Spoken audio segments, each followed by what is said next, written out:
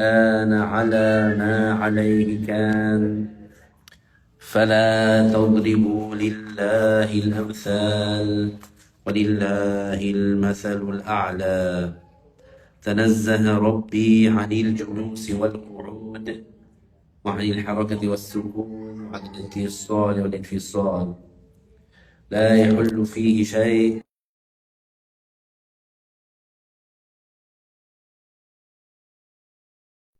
لأنه ليس كمثله شيء مهما تصورت ببالك فالله لا يشبه ذلك ومن وصف الله معاني البشر فقد كفر وأشهد أن سيدنا وعظيمنا وقائدنا وقرة أعيننا محمدا عبد الله ورسوله ونبيه وصفيه وحبيبه وخليله أرسله الله هدى ورحمة للعالمين هاديا ومبشرا ونذيرا إلى الله بإذنه سراجا وهاجا وقمرا منيرا اللهم صل وسلم وأعظم وأنعم وأكرم على هذا النبي الكريم سيدنا محمد خاتم النبيين كلما ذكره الذاكرون وغفل عن ذكره الغافلون الصلاة والسلام عليك يا سيدي يا رسول الله الصلاة والسلام عليك يا سيدي يا حبيب الله الصلاة والسلام عليك يا سيدي يا عظيم الجاه أما بعد فنذكر أنفسنا بإخلاص النية لله تعالى. I praise Allah, I glorify Him and I thank Him for all the blessings that He gives without Him being obligated. And I ask Allah to raise the rank of our beloved Prophet Muhammad sallallahu alayhi wasallam and to protect his Muslim nation. I testify no one deserves to be worshipped except Allah, the one without a partner, the one without an equal, the one without a similar, the one who is unlike anything in the universe and nothing in the universe is like Him. He has no father, no mother, no sister, no brother, no son, and no daughter. Glorified beyond any imperfection that the non-Muslims attribute to Him. Whatever you imagine in your mind, Allah Ta'ala does not resemble that. And whoever attributes an attribute of the creations to Allah is outside of Islam.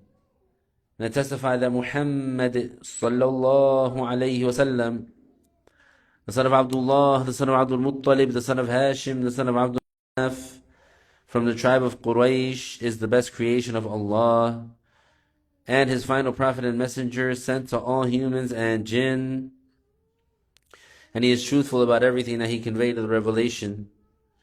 Thereafter, remind ourselves to have the sincere intention for the sake of Allah in attending this session of Islamic knowledge, because having the sincere intention is a requirement to get the reward. So the Muslim, whenever he does a good deed, he has to have the sincere intention for the sake of Allah to get reward for that good deed. The reward is defined as the compensation that the Muslim receives in the hereafter for the good deeds that he did in this life among what makes him happy. An example of the reward that is guaranteed to the righteous Muslim in the grave is that his grave is expanded approximately 105 feet by 105 feet, and his grave is illuminated with a light similar to the light of the full moon, and the fragrance of paradise will be present in the grave. The sincere intention means for the Muslim to do the good deeds, seeking the acceptance of Allah only, and not the praise of the people. So alhamdulillah, we are grateful to Allah that we have been guided to Islam, because Islam is the only true religion. Islam is the only valid religion. Islam is the only religion that is accepted by the Creator of the universe, as is proven by verse 19 of the verse of the chapter Al-Imran. Inna ad-deena inda Allahi al-Islam, which means indeed the only accepted religion to Allah is al-Islam. And likewise, verse number 85 from the same chapter, Al-Imran. ومن يبتغ غير الإسلام دينا فلن يقبل منه وهو في الآخرة من الخاسرين. Which means, and whoever seeks a religion for himself other than Al-Islam, it will never be accepted from him, and in the hereafter he will be among the losers. So this is a great blessing that we have been guided to Al-Islam, because we would not have been guided to Al-Islam were it not for the guidance from Allah. Yani, the fact that our hearts accepted Islam and that Allah Ta'ala made our hearts open and accepting to Islam, this is a good sign for us. And it's a good thing. It's a good sign for you as a Muslim that Allah Ta'ala made you guided. Today, inshallah, our lesson will be about warning against sorcery and sorcerers. This is something that, of course, is confirmed in Al-Quran, and is confirmed that this exists.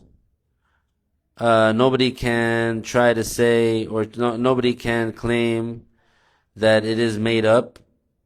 Rather, this is something that it is known, that is established, and there are people who do it.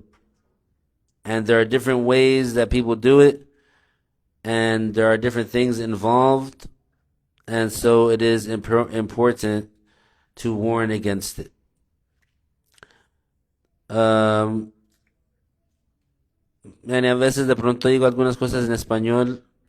Nuestra lección hoy va a ser acerca de advertir contra la hechicería o la brujería y los que hacen esas cosas. So among the enormous sins is sorcery. من الكبائر من المعاصي الكبيرة السحر.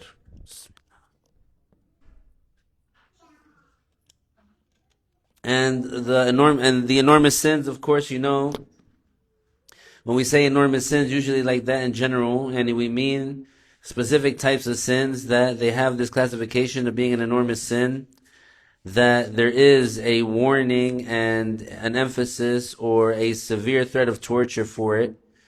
And the one who commits enormous sins and he dies without repenting, that Muslim, he is at risk. And if the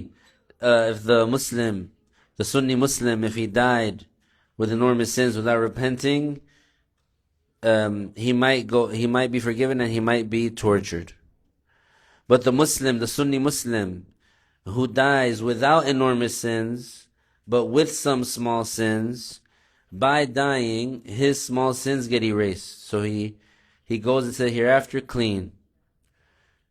But the Sunni Muslim who dies with enormous sins without repenting, then he's the one that is under the will of Allah. And if Allah willed, He forgives him, and if Allah willed, He punishes him. And why do I say Sunni Muslim? Because sometimes a person, they would have a certain deviance in the creed, but not to the extent that they exit from Islam. So they wouldn't be considered to be Sunni. But also, what their mistake in the creed or their deviance in the creed didn't make them leave Islam, so they're still counted as a Muslim. That one, he is an enormous sinner. But if he dies, he doesn't have the same, chance as the Sunni Muslim who died from enormous sins. Because we said the Sunni Muslim who dies, who committed enormous sin, either Allah forgives him or Allah tortures him. The one who's not Sunni, but his deviance did not reach to the level of exiting from the fold of Islam, he is considered a Muslim, but he is a deviant in the creed, that one, he will get tortured. And he's an enormous sinner, that's his classification, but he will get tortured because he is not on the creed of Ahlus Sunnah. Those are very few and a very small percentage.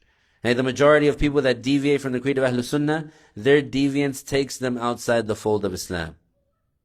So you might say, what's an example of a deviant that they don't exit from Islam? For example, there's a certain group, right? They say, Allah is not like us, which is correct. They say Allah exists without a place, which is correct.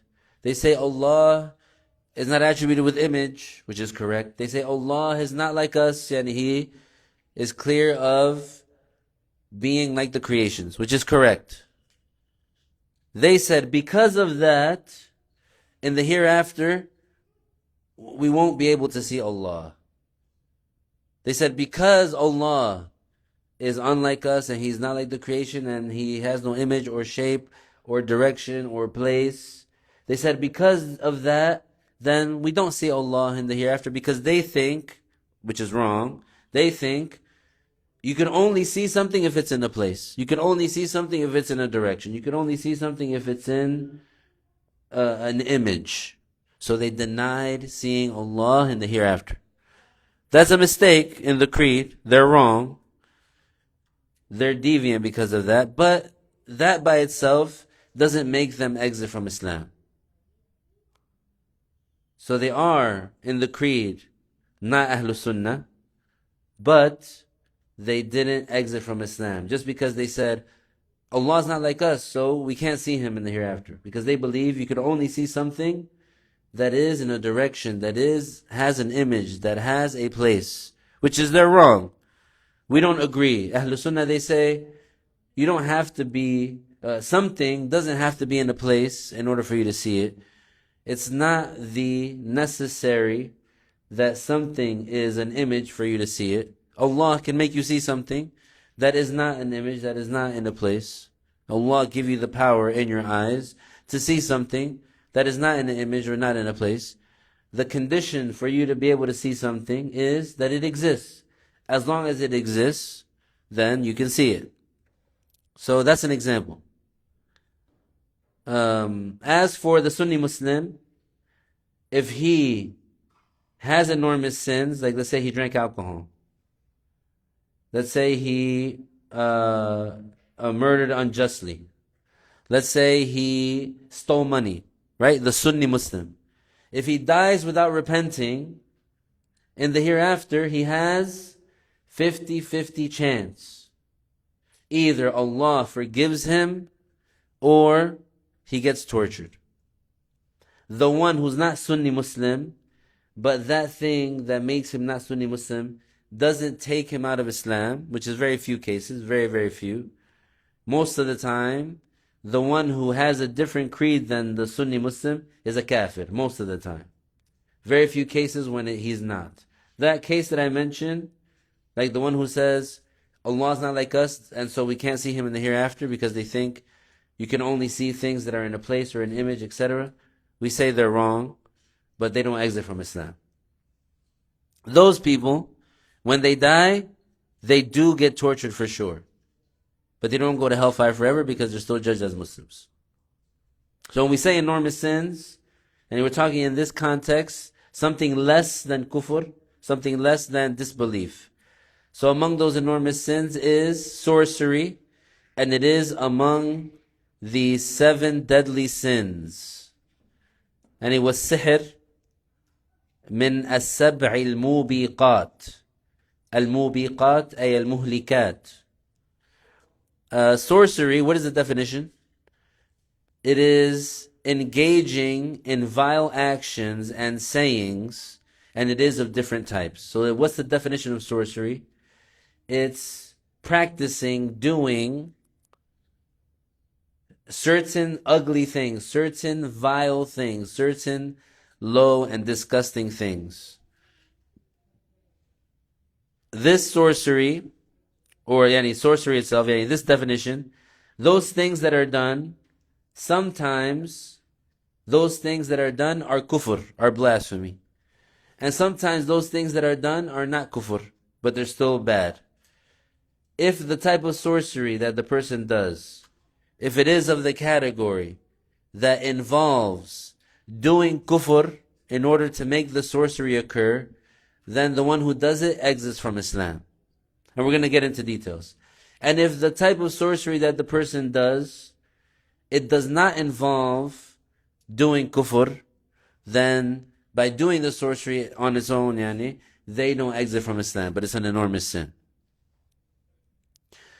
So among the sorcery is what leads to a blasphemous action or a blasphemous saying, like making sujood to the sun or the devil. Na'udhu billah. You would think, like, who would do such a thing? You would think who would do such a thing? Someone who is desperate for a dunya matter. Someone who is desperate for a dunya matter. They want something of the dunya so much that they found a way, with sorcery, to do certain things, ritual, to do certain steps so that they could get that thing. So what do? And because of course the sorcery is related to the shayateen, the demons. The shayateen are the non-Muslims amongst the jinn. Who are the jinn? They are a species of creation. We're a human species. There's the jinn species. There's the angel species. Then there's the animal. So there's different species of creation. We are the human species. The jinn species, they do have Muslims and they do have non-Muslims. The non-Muslims amongst the jinn are demons, devils. The father of the jinn is Iblis, Satan. The father of the humans is Prophet Adam alayhi salatu wassalam. The jinn in their original form are invisible to our eyes, we can't see them.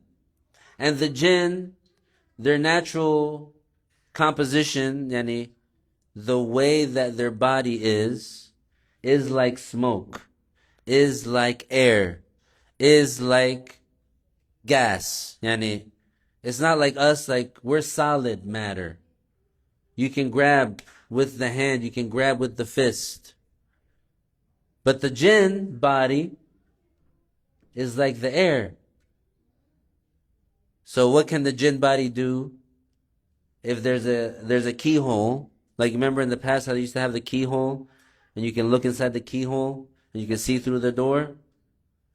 So that's a little tiny hole. The jinn can fit through the hole. There's, let's say, a crack in the wall or whatever, they can fit through the crack in the wall. Like air. Like the air gets through, however the air gets through, the jinn can get through. So that's how, and you have, for example, you have a nose and you have a mouth and you have like ways of into your body, so the jinn can get into your body in certain ways, But before getting into that, the point is, the jinn can do certain things, like they can go somewhere like far away and bring back something from somewhere far away that you wouldn't be able to get. They can enter, let's say, just to say hypothetical, they can enter into a bank vault, for example, and take stuff, for example, in a certain way.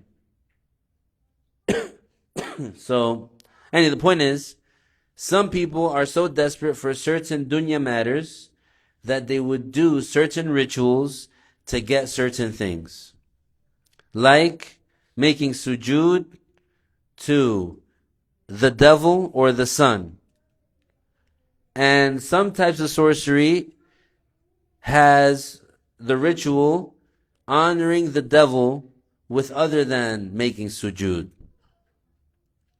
So these things that you hear about, people in dark rooms, people with candles, people sacrificing chickens, sacrificing people, using feces, using urine, using blood, because the devils, they love that.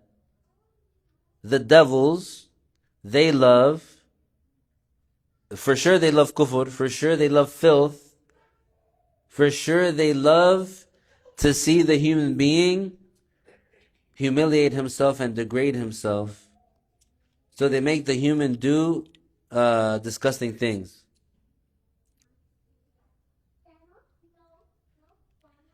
Hence, what leads to blasphemy and does not occur except by blasphemy is blasphemy, and what does not involve blasphemy, then it is an enormous sin. Yani the type of sorcery that involves blasphemy, it would be blasphemy to do.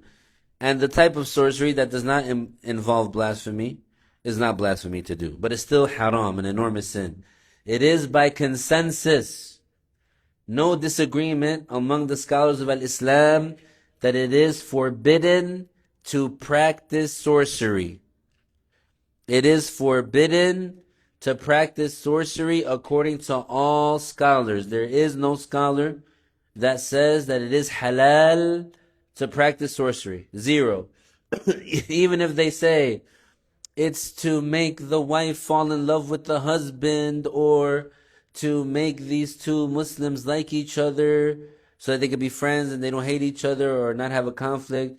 Even if it was supposedly to find something that you lost, right? You lost your USB drive that has how much Bitcoin?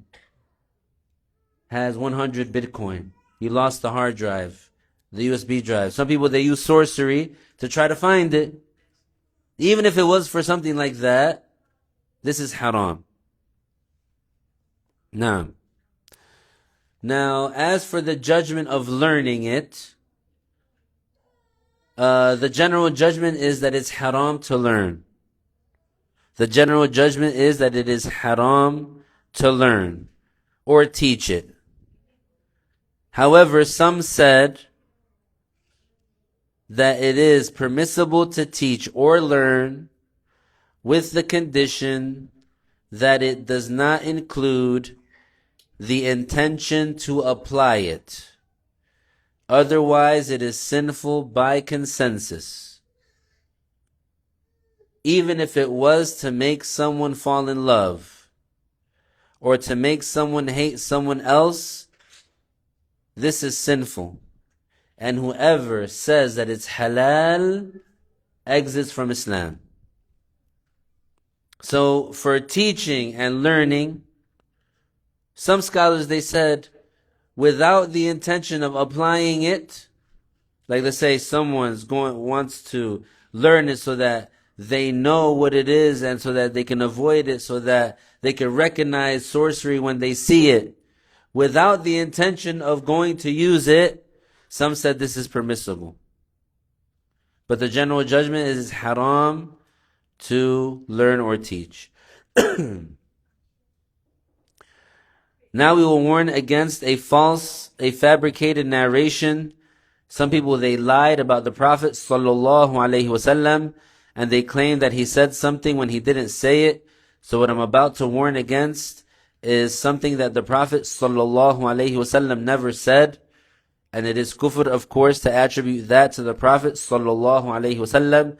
نحذركم من بعض ما افتراه الناس، يعني بعض الناس افترى ذلك على رسول الله صلى الله عليه وسلم، كذب على رسول الله صلى الله عليه وسلم، نسب إلى رسول الله صلى الله عليه وسلم قولا هو لم يقله، وهو قول بعض الناس، وهذا يعني نحذر منه وهو كفر وضلال، والرسول صلى الله عليه وسلم لم يقله. يقول بعض الناس إن الرسول صلى الله عليه وسلم قال تعلموا السحر ولا تعملوا به، فهذا كذب على رسول الله صلى الله عليه وسلم. الرسول صلى الله عليه وسلم لم يأمر أحدا بتعلم السحر. So we warn against a false statement that some people attributed to the Prophet sallallahu alaihi wasallam that is not true. and it's misguidance, and it's bad, and nobody should believe it. Some people, they said that the Prophet ﷺ supposedly said, learn sorcery and do not implement it. Such a thing is a lie about the Prophet ﷺ. Likewise, sorcery to make the person sick so that he becomes insane or the like is sinful also. So, yani, sometimes a person would do sorcery so another person would get sick or go insane. Yani, they would lose their mind. A'udhu billah. The one who denies the existence of sorcery has contradicted the Quran. So the person knows that the Quran mentions sorcery, and still the person denies it and says there's no such thing as sorcery, they exit from Islam.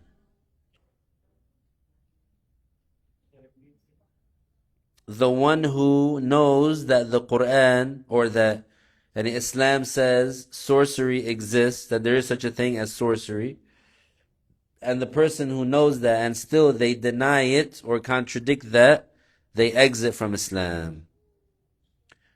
Now,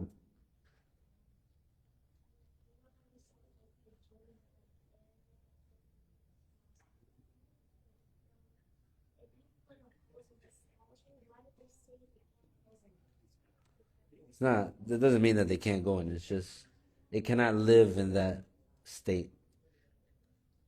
No. فالذي ينفي وجود السحر فقد كذب القرآن والذي يكذب القرآن يخرج من الإسلام. So, we're going to mention the ayah 102 of Surah Al-Baqarah, which it talks about sorcery and our Prophet Sulaiman, that he did not blaspheme, etc. So there's an important teaching from this ayah. Allah Ta'ala revealed in verse 102 of Surah Al-Baqarah, وَمَا كَفَرَ سُلَيْمَانُ وَلَكِنَّ الشَّيَاطِينَ كَفَرُوا يُعَلِّمُونَ النَّاسَ السِّحْرَ وَمَا أُنزِلَ عَلَى الْمَلَكَيْنِ بِبَابِلَ هَارُوتَ وَمَارُوتَ. So this first part means, and Prophet Sulaiman alayhi salam did not blaspheme. And we're going to explain the details of what that means. Instead, the devils blasphemed by teaching the people sorcery. So what is this referring to? And you can look this up. This is widely known. And it is actually very dark, actually. There are a group of people, and of course, you know, the Jews as well, but there's a group of people other than the Jews. They call themselves the Masons. They claim that sorcery and the dark, the occult, and the rituals and all these things, that the one who is the master of it, the architect of it, the one who did it, is Prophet Sulaiman alayhi salam. Why do they believe that? Why do they say that? Prophet Sulaiman alayhi salam is a prophet of God, and he's honored and he has a high status. And the prophets, of course, they never do anything like sorcery or anything that's an enormous sin. Prophet Sulaiman alayhi salam, he was given special things by Allah that no prophet after him was given. For example, Prophet Sulaiman, he was given the control and the domination over the demons, and over the non-Muslim jinn. So anything that he ordered them to do, if they disobeyed him, instantly they would feel the torture of Allah. They would feel the torture of Allah right away. If they did not do what Prophet Sulaiman told them to do, immediately they would feel the torture of Allah. So the demons, they would do what Prophet Sulaiman told them to do. So what Prophet Sulaiman tell them to do? And he would send them deep in the ocean to get stuff deep from the ocean. He would make them transport enormous things, like huge things, big things, heavy things. He would make them build these elaborate and amazing structures, and not for indulging in luxurious life. No, for the glory of Islam. Prophet Sulaiman alayhi salam, like all the prophets, they are not attached to the worldly matters. They don't do things for living in luxury. They do things for the glory of Islam. So for example, when Prophet Sulaiman alayhi salam wanted to call the queen of a certain area in Yemen, her name was Bilqis. She was a non-Muslim, and she had like a huge throne, and she lived in Yemen, and Prophet Sulaiman is in Palestine, in Jerusalem, and he wanted to show her the power and the glory of Islam so she could embrace that Islam. So he transported her throne, which was huge, from Yemen to Jerusalem. So by the time she got there, she found that her throne was there. And we're not talking about like a couch, like a fancy couch, if you know about the thrones of the past. And it's a place, but it's kind of like a wall. But so it does have a place to sit. It is like a bench, kind of like a couch or a bench. It's kind of like rectangular. It has like four. It's not like a chair. The throne is not a chair, but anyways, it's like a wall, but like with a place to sit carved into it, and like it'll have precious stones and like elaborate stuff, like valuable stuff. And it's not something that like you could carry on a horse or anything like that. It was huge. So Prophet Sulaiman, when he was in the session, he said, "Who will bring this throne?" And so one of the giant jinn, the big jinn, he said, "I will have it here before this session is over." And one of the awliya, and one of the righteous pious Muslims in the session, he said, "I will have it here before your glance returns to you." Like, like let's say you're looking at something here, and then you look up there, and then you look back down here. That amount of time when you glance at something and then you come back to something, that wali said, "I will have it here before your glance returns to you." And by the will of Allah, that throne was there.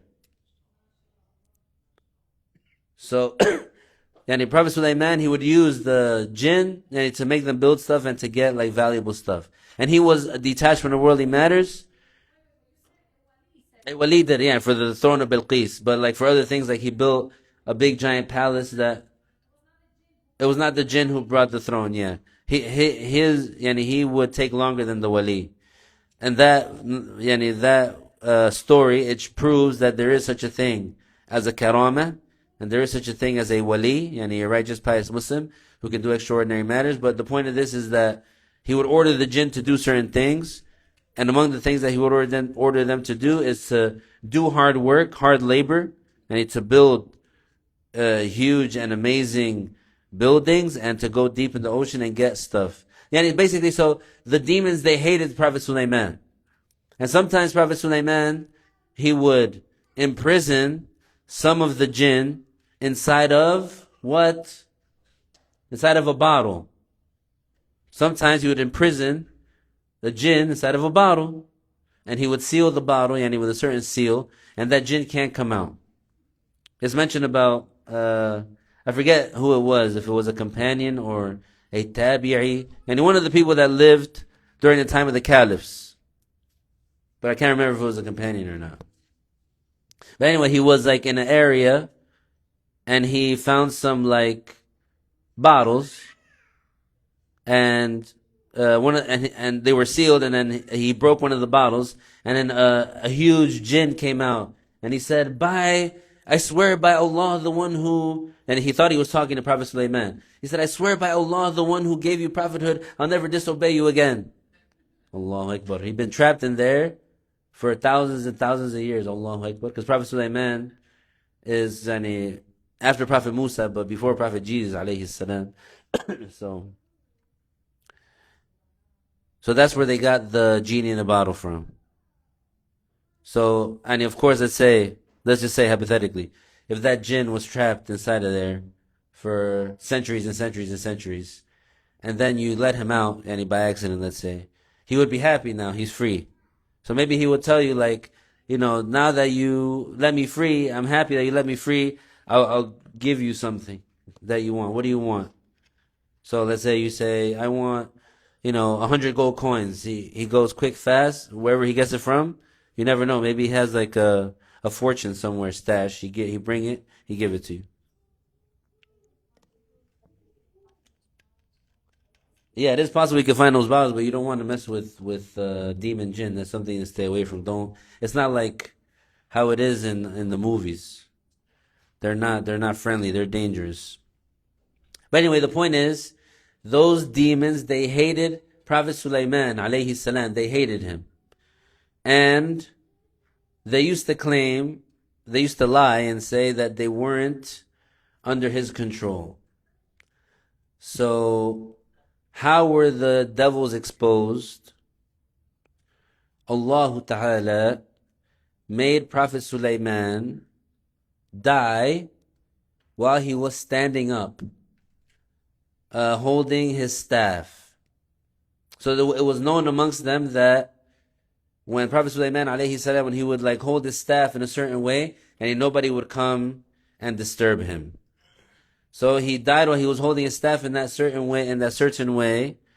So those demons that were ordered by Prophet Sulaiman to do the work that he had told them to do, they didn't know that he had died, and they continued to do the hard labor until there was an insect, like the termite, that ate the wood from the stick of Prophet Sulaiman, and then his body dropped dead.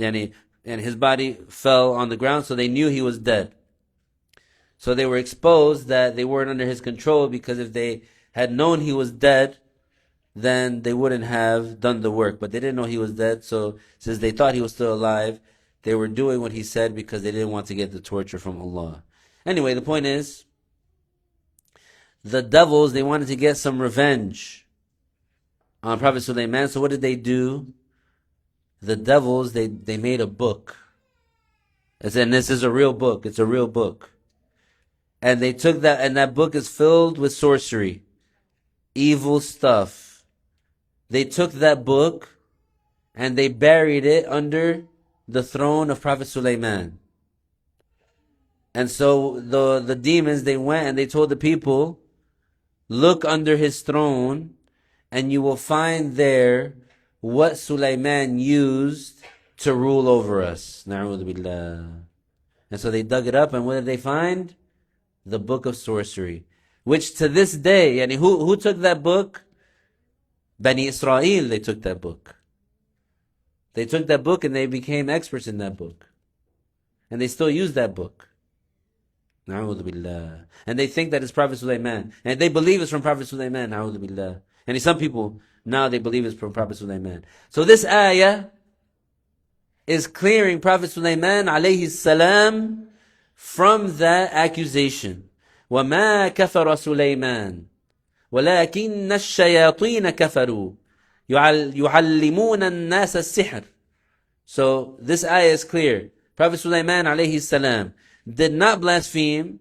He did not teach people sorcery. He did not have a book of sorcery. He did not use sorcery to control the jinn. He was not involved in sorcery at all. Instead, the devils blasphemed, teaching people sorcery. That's the first part. وَمَا أُنزِلَ عَلَى الْمَلَكَيْنِ بِبَابِلَ هَارُوتَ وَمَارُوتَ. Now the ayah talks about an incident, something that happened in Babylon, where Allah Ta'ala He sent two angels to warn against sorcery and to show the people the difference between sorcery and the miracle.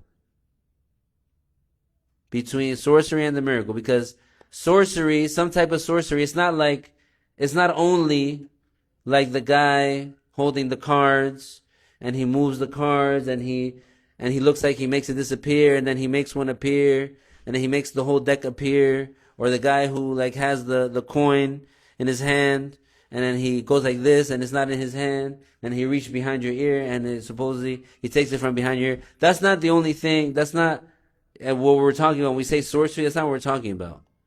We're talking about is something that can be extraordinary. And in the Muslim countries, this is known, this is in the open, and also even in some other Muslim countries, some other than Muslim countries. I know in South America it's in the open. There are people that they do sorcery, that and like witches and things like that. It's known. It's people, and they do it all the time. This thing is known. It's not a secret. I heard a story once, which there was a sorcerer in Lebanon, and that he was at the barber shop, and as he went there, and he took off his head, and he told the barber, "Here, I'll be back when you finish." This is like a famous story. And then there was a wali that basically defeated him. There was a wali that defeated him now. Different stories, mashallah. But anyway, the point is, these two angels, they're named Harut and Marut. Allah Ta'ala sent them to teach the people the difference between sorcery and a miracle, so that they know the difference. Because sometimes a person would do sorcery and it's extraordinary. So the person might be misguided by that person being able to fly, for example, or being able to take off his head. Makes it look like he's taking off his head. Or does something extraordinary. He might be misguided by that person because he sees that. So those two angels were sent to teach the people the difference between sorcery and the miracle. And they warned them. They said, don't use it. Don't do it. Don't practice it. Those two angels, Harut and Marut, they were sent to teach the people.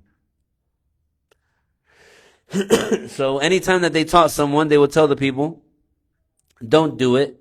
And they taught the people the type of sorcery that separates the husband from the wife. And nobody will be harmed by it except by the will of Allah. Yani just like cause and effect. Just like cause and effect. Like for example, let's take the real simple. Poison. If you drink the poison, usually you die. But the poison doesn't create your death. And it's possible that you drink the poison and you survive, yani. Same thing with the sihr. Same thing with the sorcery. And usually the case is the person, they do it, they took some of your hair, or they took your picture, they took some part of you, and they did this thing, na'udhu billah, maybe they took a chicken and they sacrificed it and they took the blood, or they did whatever, and they wrapped it up, and then they buried it somewhere where you'll never find it. Now all of a sudden you're sick. Now all of a sudden you can't sleep. Now all of a sudden your life is miserable. Now all of a sudden you lost this, you lost that. All these bad things start happening to you. And because of that sorcery, cause and effect. And these are things that cause and effect. But it only harms whoever Allah wills for them to be harmed. So recite your tahseen. Recite your tahseen. Always stay on wudu, on purification. Avoid filth. Avoid things that attract the devils. And we're going to mention some stuff after, hopefully we get to it.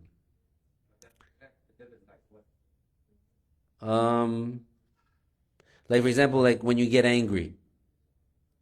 When you become angry, yani not for the sake of Allah. When you become angry, the state that you're in, it like makes the devils easier for them to affect you. And for them to go inside of you, but also to affect you. Your mood. Huh? Yeah, they can go inside you. Like, when you're in that state, like that heightened state of anger, it makes it easier for them to go inside you. Things that attract the shayateen are sins, any vile things, bad things, chaos, like disorganization, like messiness, even if it's not filthy, yani. Clutter, that attracts them. Now I want to say something important about these two angels, Harut and Marut. Some people, they say a lie about these two angels. They say something that's not true. Now, as you know, according to Ahl Sunnah, the angels, they don't have desires. They don't get hungry. They don't get thirsty. They don't have sexual desires or inclinations. They don't sleep. They don't eat. They don't drink. And they're not like us. And they don't have the issues of the flesh. So, and no angel disobeys Allah. All the angels, they always obey Allah. They never disobey. Even though they do have free will, but Allah made their nature that they always obey. Some people, they say a fake story, a not true story, a false story, a bad story about these two angels, Harut and Marut. Now, of course, we don't agree with that, and of course, we say that's wrong. So we tell people that this is a fake story, it's not true. So some people, they say about these two angels that they were seduced by a woman and that they fornicated with that woman. And that first they drank alcohol and then they fornicated with the woman and then they killed a baby. Na'udhu billah. So this is an ugly story that is attributed to those two angels. So we warn against it, yani.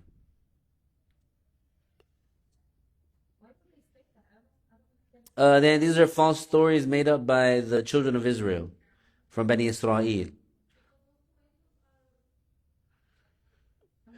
Well, so those are the two angels that were sent to teach the people the sorcery, to warn against them. No. Yeah, if I agree that now.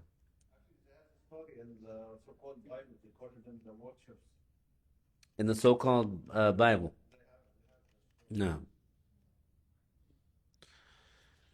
So those angels, they warned the people and they went to tell the people the difference between the miracle and sorcery. So this ayah proves that there is such a thing as sorcery. And there is sorcery that exists other than that sorcery that those two angels, Harut and Marut, taught the people. So the non-Muslim jinn, any of the devils, some kinds of sorcery which the devils use to teach the people contain blasphemy. So the devils usually are the ones who teach the people sorcery. And some of it contains blasphemy, like worshipping the sun. And some of it contains worshipping Iblis, by making sujood to him. And some devils, they make it a condition to urinate on the book of the Quran. Because when blasphemy occurs, those devils, this is the greatest thing that they desire. And it gives them the most pleasure.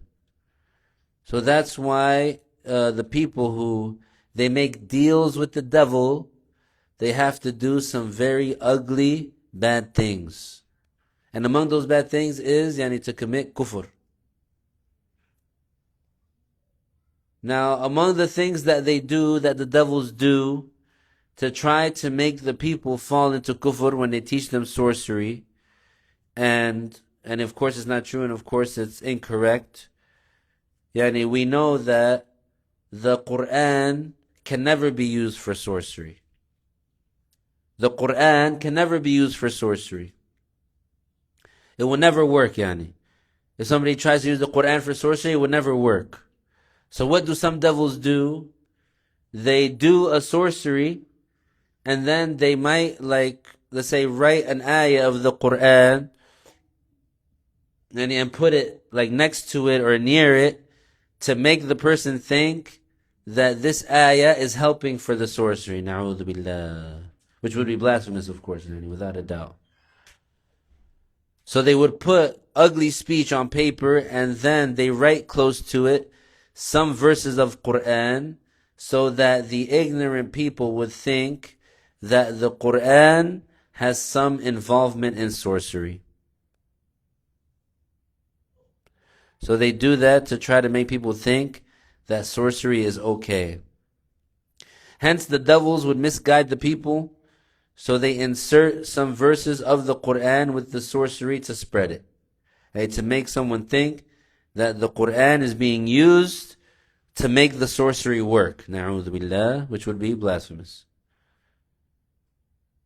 So the one who sees some sorcery written and to the side of it some verses of the Quran, then know that the Quran has no involvement with sorcery. Rather, the devils inserted that to misguide the people, so they think that the Quran has sorcery. The Quran is against sorcery. The Quran eliminates sorcery. And if you use the Quran to get rid of sorcery.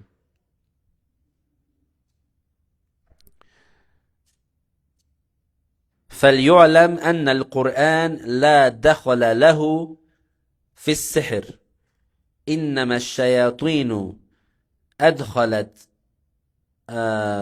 آيات من القرآن في بعض السحر لتضل الناس بأن يظنوا أن القرآن فيه سحر والقرآن ضد السحر بل بالقرآن يفك السحر. فمن رأى شيئا مكتوبا من السحر وإلى جانبه آيات قرآنية فليعلم أن القرآن لا دخل له.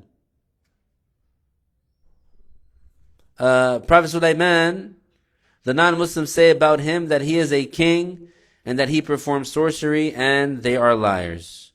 Sorcery is not the deed of the prophets or the awliya.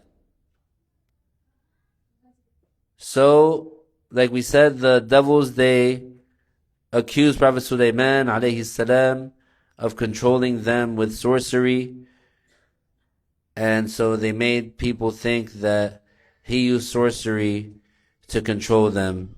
And so they planted a book under his throne that was filled with sorcery, filled with bad stuff.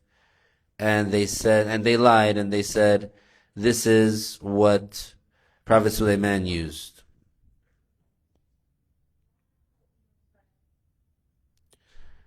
Now, so among the ways to protect yourself from sorcery is to recite the last 3 chapters of the Quran after every obligatory prayer. So after you pray Dhuhr, and you can stand up and walk around, but before you talk, the normal talk of people, you recite Al-Ikhlas and Al-Falaq and An-Nas one time. This is very strong for protecting against sorcery and against the devils and against the evil eye, and it's overall good protection. Also, reciting Ayatul Kursi also after that as well, after the 5 daily prayers, and as many times as you can, throughout the day. Ayatul Kursi is very powerful for repelling the jinn, the evil jinn, and sorcery, and all types of things. Also, to recite your tahseen, your protections, in the day and at the beginning of the day from the Fajr time, and during the time where you recite the tahseen from the Fajr time until the sun rises, and some time after that, and after Maghrib until Isha, and some time after that. And you recite, there's many things to recite. One of the strongest things to recite, and it's short, is 3 times each the last 3 chapters of the Quran. So al-ikhlas 3 times. So you recite al-ikhlas 1 time and then another time and then a third time. And then you recite al-falaq 1 time and then another time and then a third time. And then you recite an-nas 1 time and then another time and a third time. That's the best way. But you can recite al-ikhlas and then al-falaq and then an-nas. And then al-ikhlas and al-falaq and then an-nas and then al-ikhlas, al-falaq and an-nas. You can do 1 1 1 and then repeat. But the best way is 3 3 3. There's many things to recite. Yani. Another thing that's very strong too is for each obligatory prayer, like when you pray dhuhr, when you pray asr, in the second in the first and second rak'ah, after you recite al-Fatiha, you recite al-Falaq and an-Nas. So in the first one you recite al-Falaq, and the second one you recite an-Nas.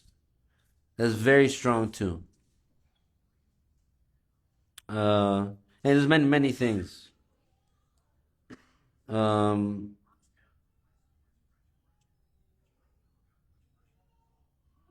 Allah Ta'ala knows best.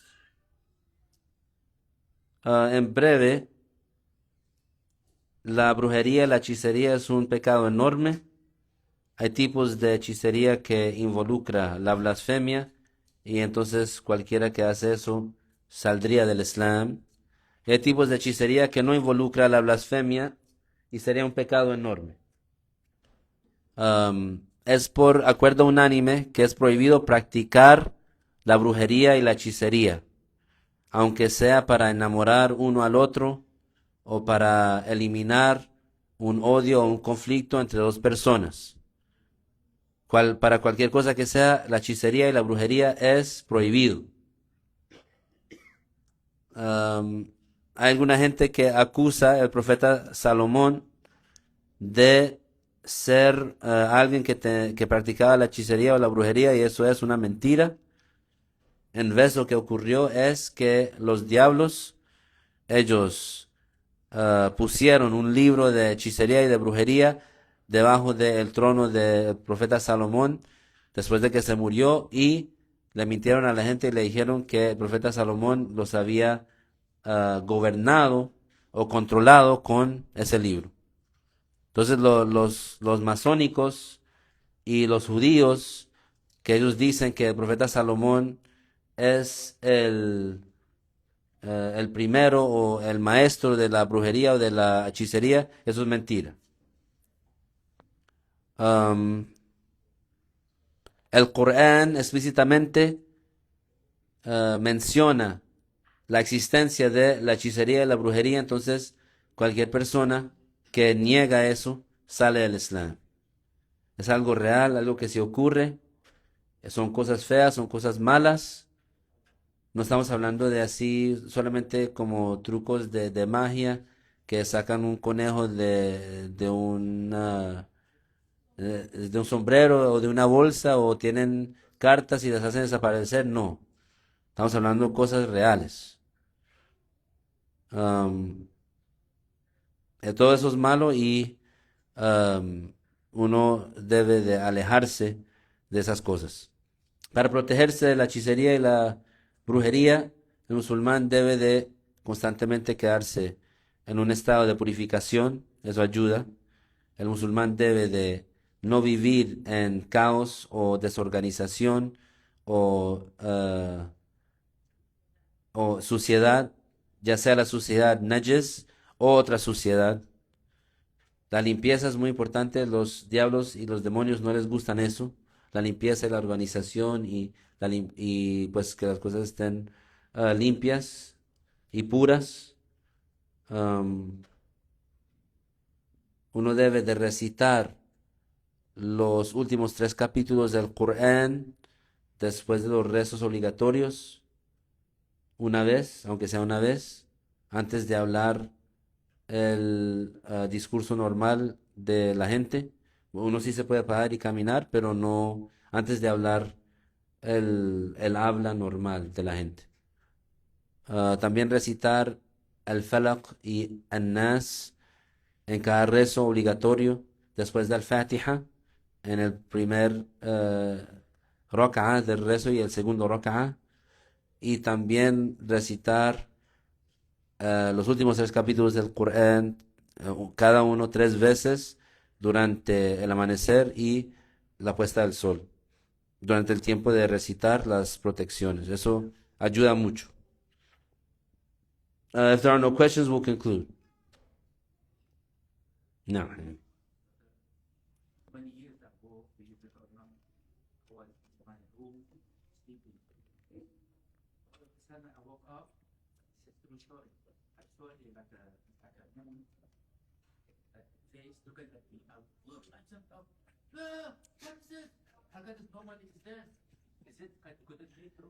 You said a face. A face. No.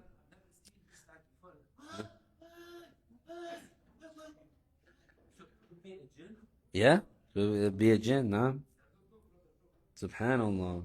Allah protected you. So the brother was saying a story that happened with him, that he was in his house, he was sleeping at night, and all of a sudden he saw a face, you said, right? In the room, in the air, looking at him. Yeah. And then what happened after that when you scream and stuff like that?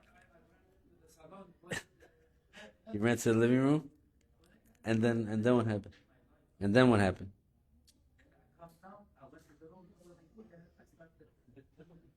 And when something like that happens, just either recite recite, or and even if you're not able to recite, you turn on recitation of the Quran, but from a good reciter like Minshawi, for example.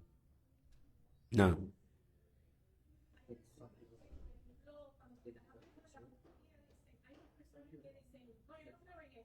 Por eso.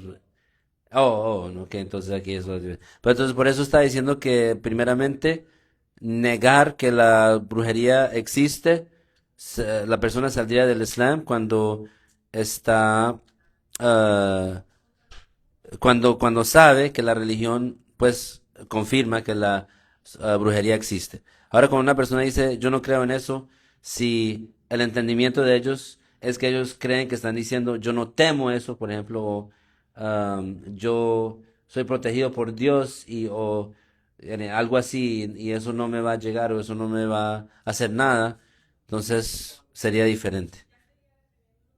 El entendimiento, ya.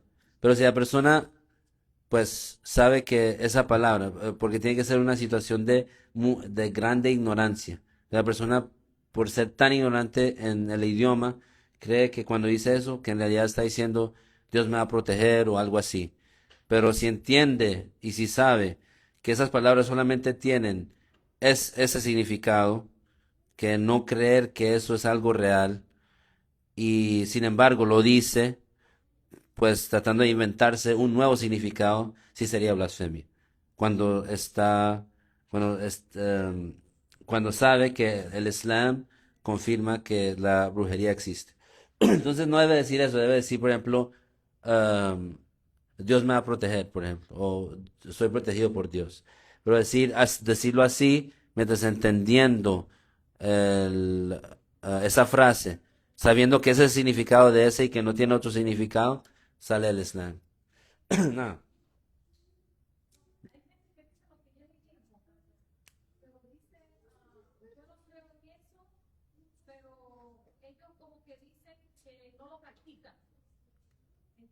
Mm.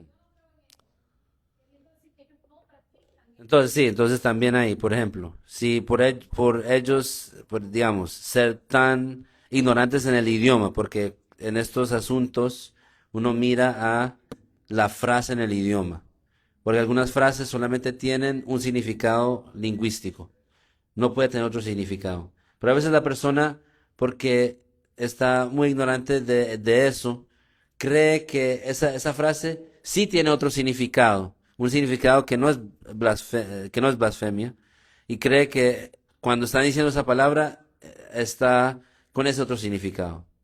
Entonces, en ese caso, por ejemplo, cuando ellos dicen no creo en eso, están diciendo, por ejemplo, yo no hago eso, yo no estoy con eso, o yo, por ejemplo, no soy de las personas que se involucran en eso.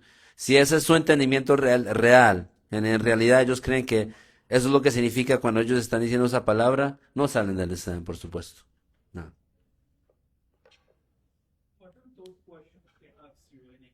It's related to something that people say in Spanish. So like some because in South America or in Latin American countries or places like South America and Central America, and especially and also in the Caribbean, like in Puerto Rico, Cuba, Dominican Republic, and Haiti, of course, yeah.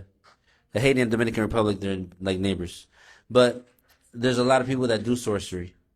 So some people in those countries, like because it's like so well known, like everybody knows it, and it's like out in the open. It's not something like in a secret. But so they say a certain phrase that the literal meaning of the phrase is, I don't believe in that. But they don't think that they're saying that such a thing doesn't exist. Their understanding when they're saying it is, I don't condone that. I'm not with that. I don't practice that. I don't get engaged in that. Or that thing is not going to hurt me. I'm protected by God, etc., etc. So I was explaining to them the judgment that when they actually say that phrase, which yani, the literal meaning of it is, I don't believe that such a thing is real. When we say Islam says it's real, so they're asking about if the person says that, do they blaspheme? So I'm letting them know that if they understand the meaning and they know that it doesn't have any other meaning, and then they try to invent another meaning when they say it, they exit from Islam because they know that Islam says that this is true. Sorcery is real. So by them saying I don't believe in it, they mean by that like it's not true, it's not real, it's fake, sorcery is fake, they blaspheme. But if when they say I don't believe in it, was literally the meaning, but they think that it means, they think that they're saying I'm not going to get hurt by it, or I don't condone it, or I don't engage in it, or I don't do it. I was explaining that if a person really thinks that that phrase carries that meaning, that they think that when they say that phrase, they're actually saying, I don't practice sorcery, or I won't get harmed by sorcery because God protects me, then they don't blaspheme. So I told them it's based on the understanding of that person. No. Any others?